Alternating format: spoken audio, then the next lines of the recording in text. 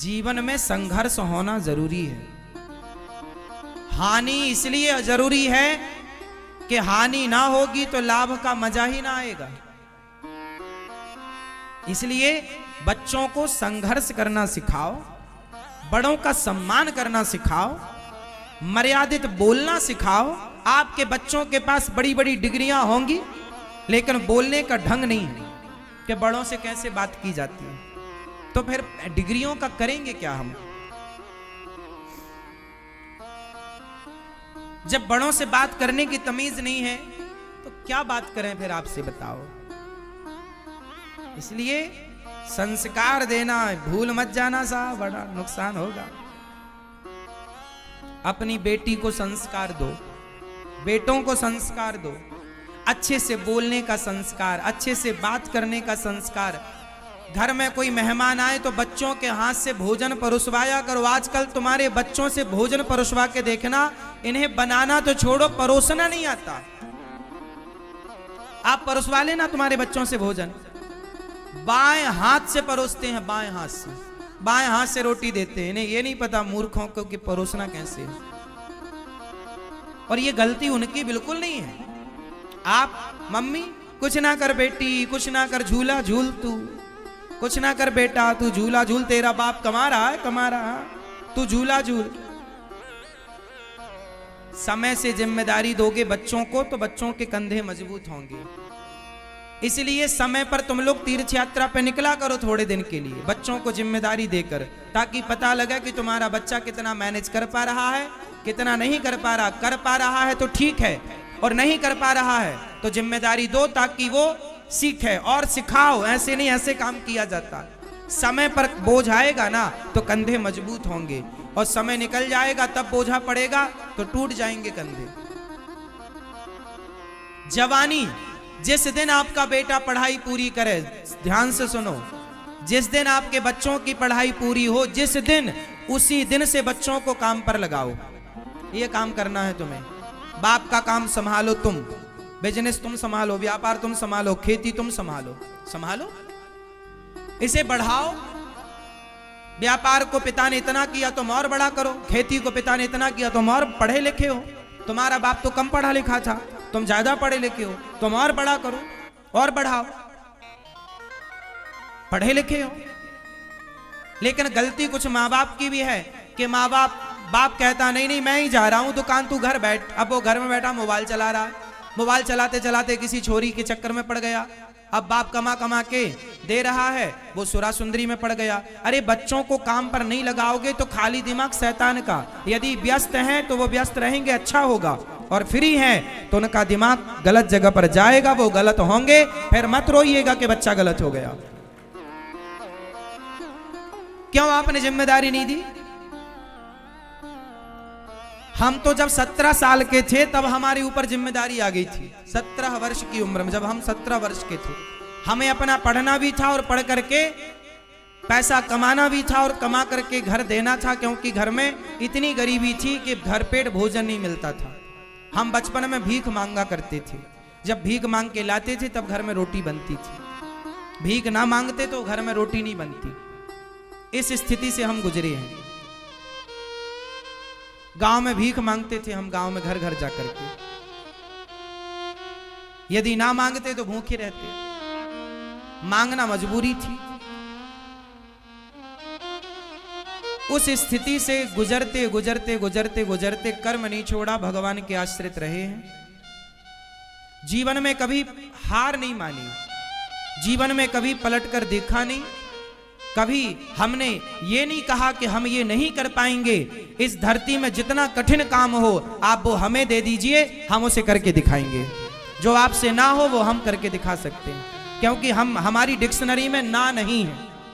हमने अपनी डिक्शनरी से ना शब्द हटा दिया, हमसे नहीं हो पाएगा, हम ऐसा कभी नहीं कहते। हम सब कुछ कर सकते हैं, हमारी इच्छा शक्ति है तो हम सब कुछ क्या नहीं कर सकते? हम सब कर सकते हैं। और जितना हमें लगा कि करना चाहिए उतना भगवत कृपा ने कराया, बिहारी जी ने उतना कराया। जितने की जरूरत थी, जितने की थी उतना बिहारी जी ने कराया।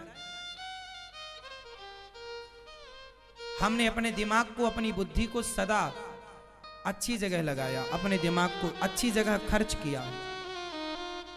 बुरे कामों में बुद्धि नहीं लगाई कभी, बेईमानी में, गलत काम में बुद्धि नहीं लगाई। इसलिए संघर्ष मुझे अच्छा लगता। यदि मैंने बचपन में भीख ना मांगी होती ना, तो आज मैं इतना मजबूत ना होता जितना मजबूत हूं। मेरे जीवन के स्ट्रगल ने, मेरे जीवन की मुसीबत विपत्ति ने मुझे बहुत मजबूत किया। मैं हर हालात से लड़ सकता हूं, हर हालात से मैं लड़ सकता हूं। मैं कभी घबराता नहीं हूं। कितनी भी चुनौतियां आए, अरे अब क्या चुनौतियां आएंगी, जितनी आनी थी खूब आई और खूब मैंने उनका डट के सामना किया। हमारे जीवन में जितनी चुनौतियां आई, मैं उतना मजबूत होता गया। मैं हारा नहीं। क्या नहीं आया? अब आप सोचिए कि जीवन में जीरो से आदमी, भीख मांगने से जो आदमी चला हो, क्या चुनौतियां नहीं आई होंगी? आपको क्या लगता है साहब, भिखारियों का कितना अपमान होता है? इस संसार में हर अपमान को मैंने सहा है। भिखारियों को लोग क्या नहीं कहते, मुझे भी लोगों ने क्या नहीं कहा, क्या नहीं सुना मैंने, क्या नहीं देखा मैंने। समाज ने सम्मान भी दिया है और समाज ने दो बातें सुनाई तो हमने उनसे सीखा भी। हमने पलटकर किसी को जवाब नहीं दिया, हमने पलटकर किसी को गाली नहीं दी। सब देखते चले आए, देखते, पलटकर जवाब नहीं। हर सुख दुख हानि लाभ उतार चढ़ाव, अपना पराया सब देखा। इसलिए मैं आपके बच्चों से, मैं आपसे कहूंगा कि आप भी अपने बच्चों को ना ज्यादा लग्जरी जिंदगी मत दीजिएगा। लग्जरी जिंदगी में बच्चा खोखला होता है। आप किसी को बस बिठा दो, आप काम मत कराओ। बढ़िया एसी की हवा मिल रही है, खाने को पकवान दे दो, एसी की हवा दे दो, घूमने को गाड़ी दे दो। जो आदमी 10 साल तक एसी की हवा में बैठ लेगा, बढ़िया गाड़ियों में घूम लेगा और बढ़िया पकवान खाएगा, वो खोखला हो जाएगा। मजबूत होने के लिए ना भूखा भी रहना पड़ता है। मजबूत होने के लिए नंगे पांव दौड़ना पड़ता है, दौड़ना पड़ता है। बच्चों को मजबूत बनाओ साहब, एसी की हवा में बिठाने की जरूरत नहीं है। बच्चों को लग्जरी जिंदगी बाप ना दे। बाप तो बच्चों को स्ट्रगल करना सिखाए। बेटा मेहनत करो, कमाओ, अपना कमाओ, अपना बिजनेस करो, अपना करो। हर सुख दुख उतार चढ़ाव को देखो, हर मुसीबत का, हर विपत्ति का सामना करो। पता लगेगा ना कि विपत्ति पर आप क्या, आपका रिएक्शन क्या है, आप कैसे रिएक्ट करते हैं, आप झेल पाएंगे कि नहीं। पहले जो राजा बनता था ना, बाप जो राजा बनता था तो बाप पहले उसे भेजता था, जा जंगल, पहले शेर का शिकार करके ला। बेटा शेर का शिकार करके लाएगा तो बाप राजगद्दी में बिठाएगा, क्योंकि बाप ये भी तो देखना चाहता है ना कि मेरा बेटा मेरे मरने के बाद ये प्रजा की रक्षा कर पाएगा कि नहीं। जो खुद की रक्षा नहीं कर पाया शेर से, वो प्रजा की क्या रक्षा करेगा। इसलिए पहले के राजा लोग शेर का शिकार करते थे, इसलिए ये दिखाने के लिए प्रजा को कि देखो मैं तुम्हारी रक्षा कर सकता हूं। एक सबसे बड़ा जान पक्षी होता है जिसे बाज कहते हैं। बाज के बारे में मैंने डिस्कवरी चैनल पर सुना। मैं पहले जब टीवी देखता था ना, जैसे आपके बच्चे लोग टीवी देखते हैं ना, मैं पहले टीवी देखता था। अब तो टीवी देखने का समय नहीं है, वर्षों से मैं अब टीवी नहीं देखता।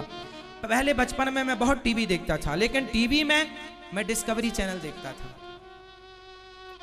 हमारे घर में 2009 में तो टीवी आई पहली बार। 2009, अभी 23 चल रहा है ना, 2009 में हमारे यहाँ टीवी, हम दूसरों के घर में टीवी देखने जाते थे। जब रामायण आती थी, महाभारत आती, तब हम दूसरे गांव में जाते थे टीवी देखने, नदी पार करके। अभी दो आप लोगों के घर में टीवी कब आई? आपके घर में टीवी कब आई? किस सन में?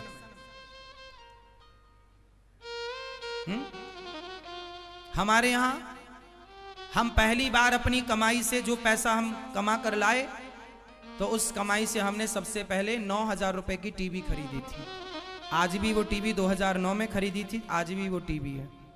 बचपन में हम गैया चराने जाया करते थे ना, तो हम जूता नहीं था हमारे पास, नंगे पांव खेतों में गैया चराते थे। पिताजी से जब 1 महीना तक रोज कहते थे जूता दिलाओ, जूता दिला दो, अब जूता